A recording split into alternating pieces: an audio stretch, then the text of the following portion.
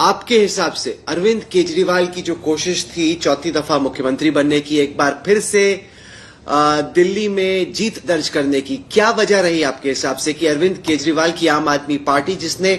इतने साल तक दिल्ली में बीजेपी को पछाड़ के रखा था, इस दफा वो क्यों धराशायी हो गई? मुझे ऐसा लगता है कि एक तो 10 साल का एंटी इनकम्बेंसी रहा, दूसरी बात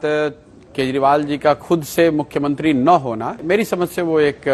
बड़ी गलती आम आदमी पार्टी ने करी। जब लिकर स्कैम को लेकर बात चली, उस समय जब केजरीवाल जी को अरेस्ट किया गया, तो मुझे लगता है कि उस समय केजरीवाल जी को इस्तीफा दे देना चाहिए था।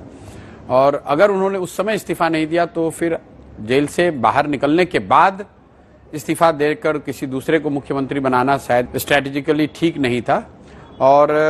पिछले मानसून में जो वाटर लॉगिंग की वजह से परेशानी हुई थी और जो सड़कों की स्थिति उसके बाद रही है, मैं उसको समझता हूं कि लोकल लेवल पे वो भी बड़ा मुद्दा रहा है। तो कुल मिलाजुलाकर केजरीवाल जी का जो पिछले 1-1.5 साल में पॉलिटिकल जो स्टांस उनके रहे हैं, इंडिया गठबंधन में जाना और फिर उससे एक तरह से निकल जाना, दूसरा जब आप पर लीगल केस हुए तो आपने इस्तीफा नहीं दिया, जेल गए तब भी इस्तीफा नहीं दिया, फिर वापस आकर इस्तीफा दे दिया तो मुख्यमंत्री भी नहीं रहे,